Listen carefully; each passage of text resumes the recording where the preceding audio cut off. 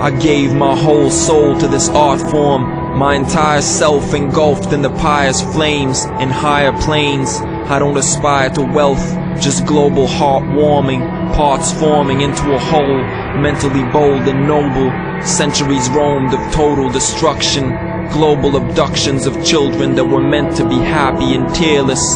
To kill men you don't have to be fearless. My peers jest and I joke with them, smoke wisdom and exhale slowly, blessed by the pale and lowly, bereft of the real souls we rejected in disbelief.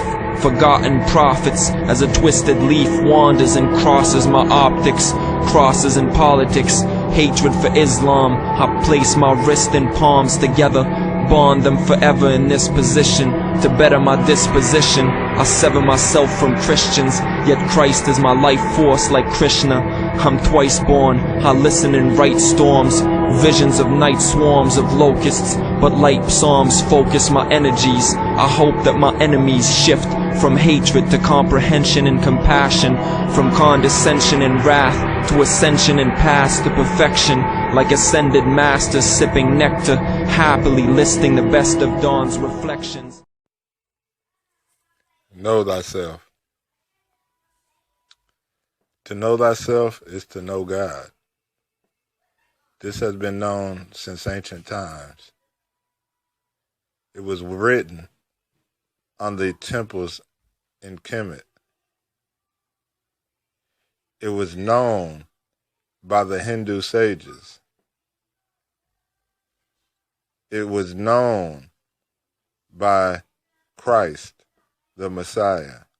It is known to the Buddhists. It is known to the Muslims. They are just different words, different directions pointing to the same thing. To know yourself is to know God, because what you believe yourself to be is the temple where God dwells. To know thyself is no different than saying, as Christ said in the Gospels, lose yourself in this world, and then you will have eternal life. Because to know yourself, when that is found, the self you always existed in this world as automatically falls away. And thus, it is written by Paul, the mystery that's been hidden since the foundation of the world is this Christ in you, or this God in you, that we always looked outwardly for. We always pierced outward with our vision to find this Christ, this God, this anointing. But the mystery is that it is in you, and it's always been in you. And you've been searching your whole life, seeking truth outwardly, reading books, roaming the earth for this knowledge. It is truly in you. And the way to get to it is you must first eliminate what is not you. This is why the Holy Scriptures teach you to quell your passions, because your passions are who you believe you are. Mortify the deeds of the body. These are the first steps into finding out who you are. These are necessary steps to control your passions.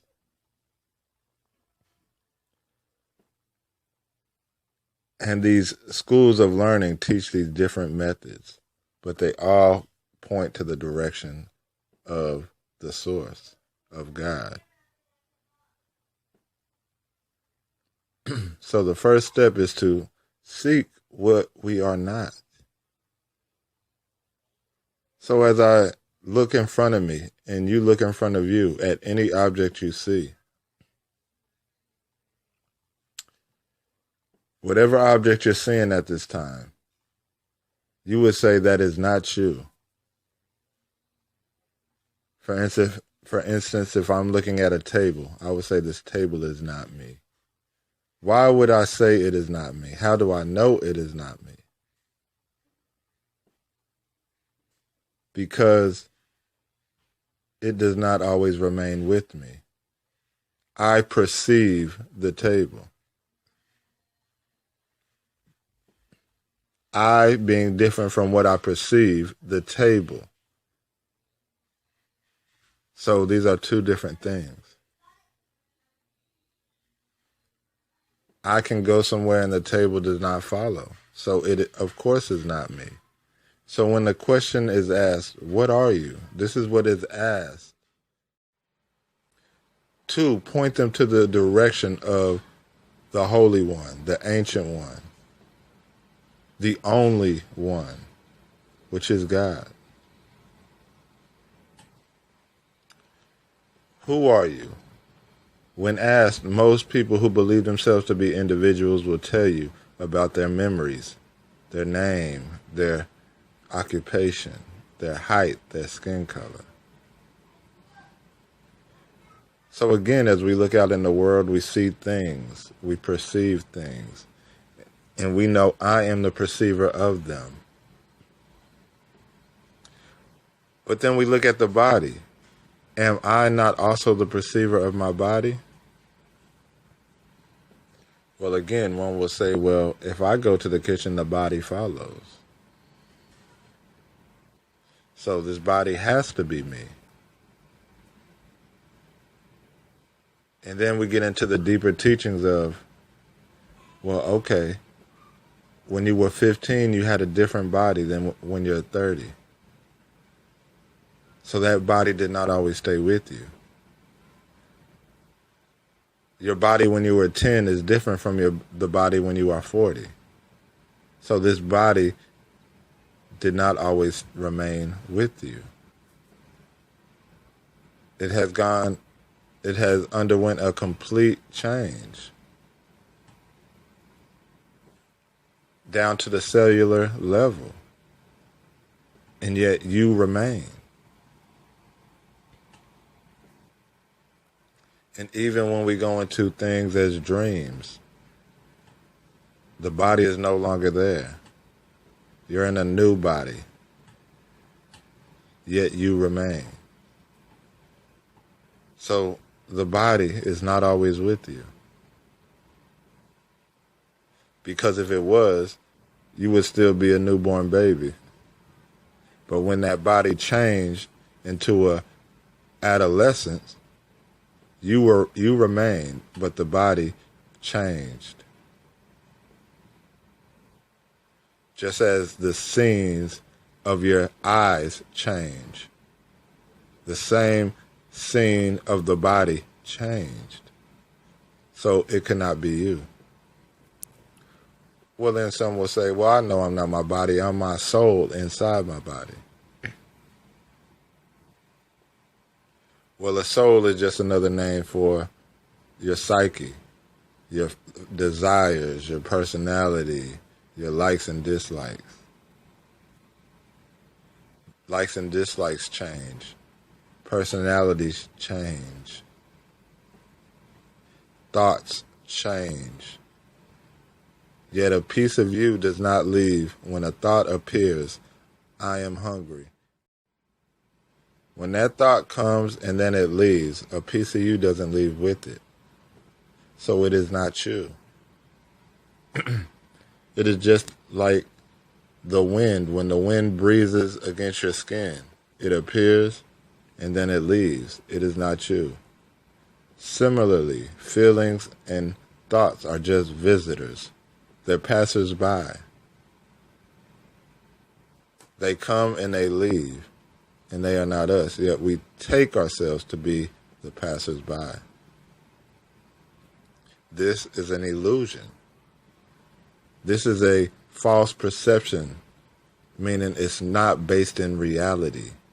And thus one who believes these false perceptions cannot and do not understand truth and have not tasted truth that sets one free, as Christ said in the scriptures.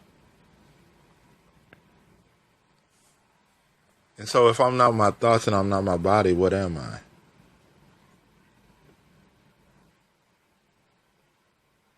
Well, how far back can you go? Well, we went to the body. We thought we were that. We find out we're not. We think we are our minds or our souls. We see those change and pass by. What is that which never changes? Because again, we say, know thyself and you shall know God. God never changes. What is that that never changes? Who is the one observing, even before the observer? Because that's a term that likes to be used. Let's just go the knowing of all. What is the one aware of the thoughts? Can that be observed? Can that be known? As far as with the mind or senses.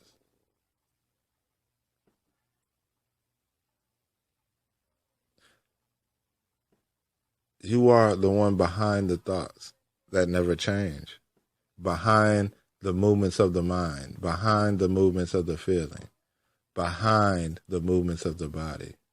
You are none of the movements. You are the stillness that all the movements appear in. To know this intellectually is still in ignorance. To know it by being it because you are already it, but knowing it as your own being is truth.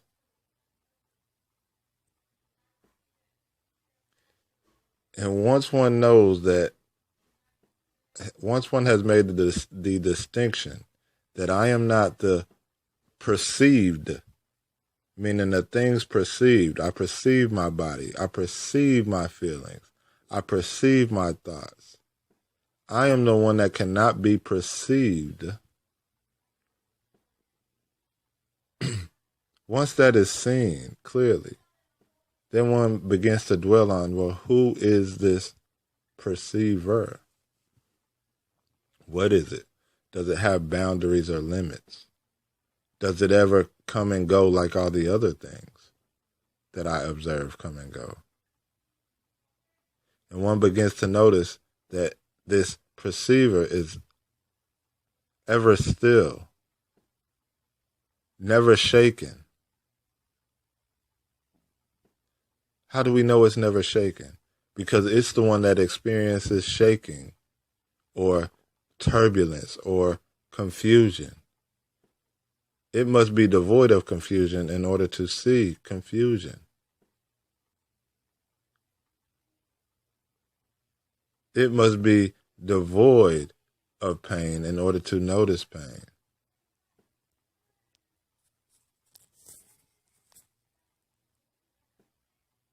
It must be devoid of depression in order to notice that one is depressed. It must be devoid of color to see all colors, devoid of sound to hear all sounds, devoid of change to see the changing.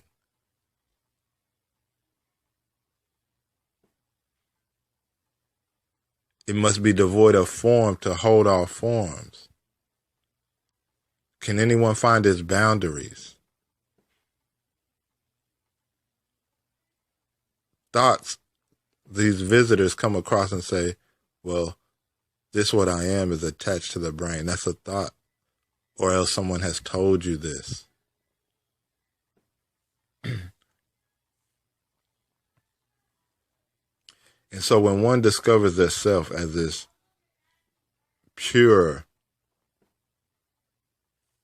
knowing being that isn't, and your no being like people think, like a body, a embodied being. You're just presence, knowing presence. Let's use that word. Once you come to know that you're this knowing presence, what happens is you begin to look back out in the world, right? And then we see things like a tree. And we'll say, okay, I'm this presence that is changeless. So this changeless, it doesn't change. So if it never had a birth, it can never die, right? And then I look at the tree. And many of us look out and say, I see a tree. Which again, this is another false assumption.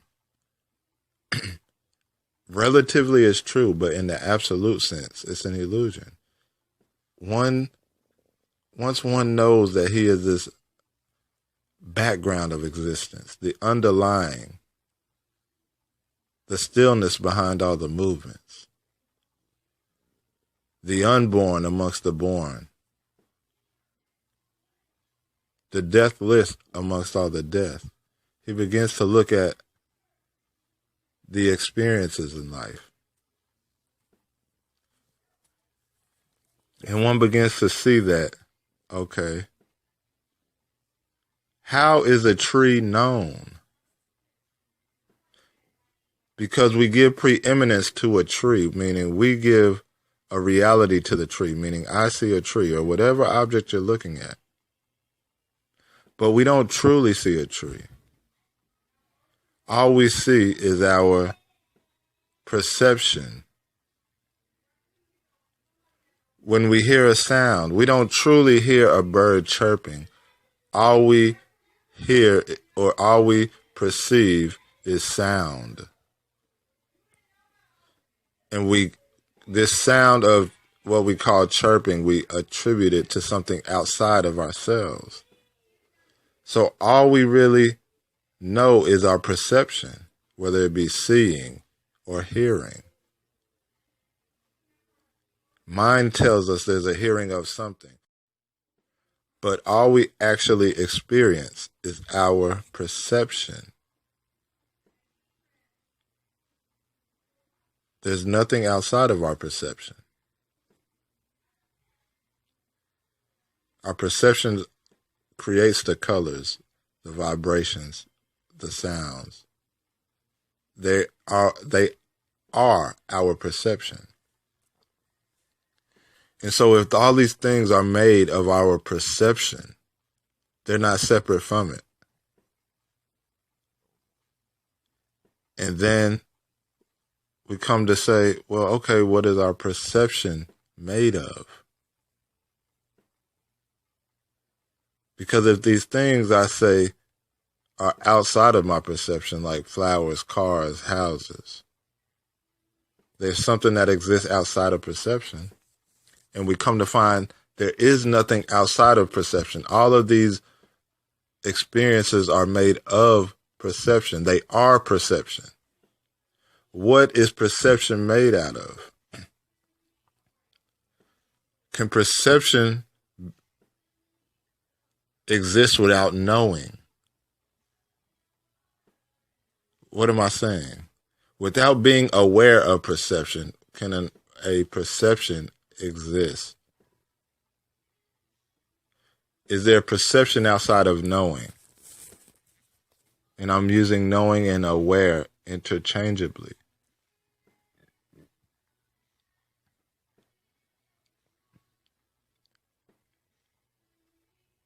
Can any one of us experience perception absent of knowing, absent of being aware?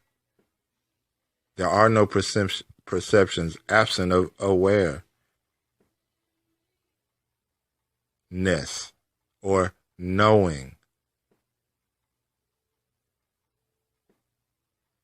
And that knowing is what you truly are, not a being. Beings happen in perception, and perception is made. The substance it's made of is knowing. You know. When I say know, I'm not talking about mental knowledge. I'm talking about aware. You're aware of perceptions. Awareness exists without perceptions, yet a perception could not exist without being aware or knowing, because perceptions are made of knowing.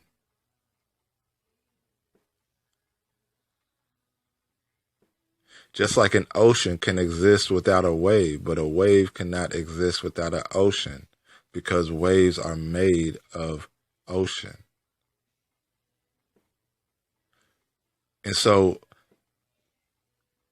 the perceived, the perception, and the perceiver are all one. It's all one. It's all made of pure knowing. Before the mind comes in and divides it, it's all knowing. All is knowing. All the known, the knower, and the knowing are all known, are all made of the same one thing, this pure presence. And this presence is all knowing.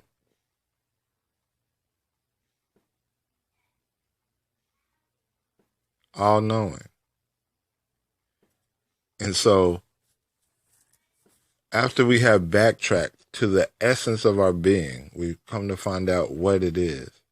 Then we go outwards and unify that which we thought was divided and see the whole. And this is what is meant by all is God. And only God realizes God. No man can understand this because man uses mind to think. But when seen with the eyes of God, all is light. All is made of the same essence, the same presence, the same being, God's being. There is nothing outside of it. And you at your core are God's being. And this is why it says, the Christ said in the Gospels,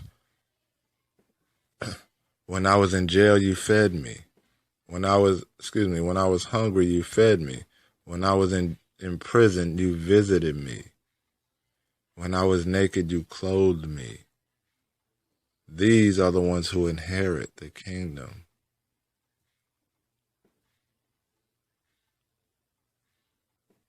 The kingdom is already here. It is you. You have gone astray out into the world of things, into the world of separateness. Come back to the unity, the one. Because in the one there is peace. Before one sees the one, there is division and envyings and strife and ups and downs and turmoil. But in the one, life becomes a play. To grow one further in the essence of this being.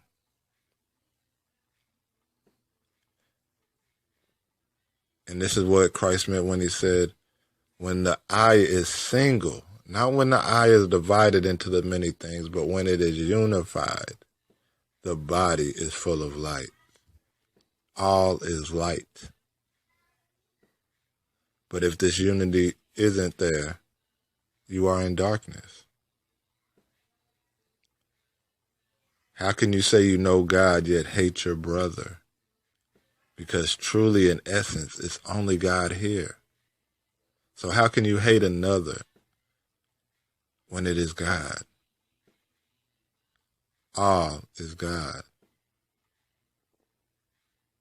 Yet God is not realized in all. Shalom. God is within you, it's simple, inherent, divinity intrinsic. Forget clerics and heresies, encrypted in your genes is your heritage. From mystical beings and seraphims, verily your conscience may be limited, but your subconscious is infinite, like the expansion of the cosmos. Man is God's host, women is the goddess, in osmosis with nature. We are celestial bodies, astral bodies, sattvas. Your body is a temple like Gaia's. Keep it clean and gleaming. Don't get caught up in Maya's demons. Believe in your higher being, not in liars scheming. Aspire to the meaning of existence. You're divine and I mean this with insistence. Gorgeous minded like flawless diamonds. Sordid times we live in, so soar and shine like prisms above them. Love the men and women that surround you. Drug dens and sinning all around you. It astounds you, but my speeches ground you. I'm trying to teach you to forget what you know and speak true from the depths of your soul. Blessed be the olden days of golden ages, filled with the scrolls of sages. Nowadays are filled with molded knaves. Still be bold and brave in these fields of the soulless depraved.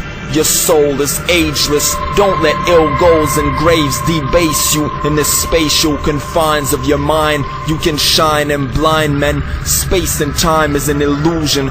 Face this and find the solution to your problems. Solve them. Don't revolve in confusion like revolvers.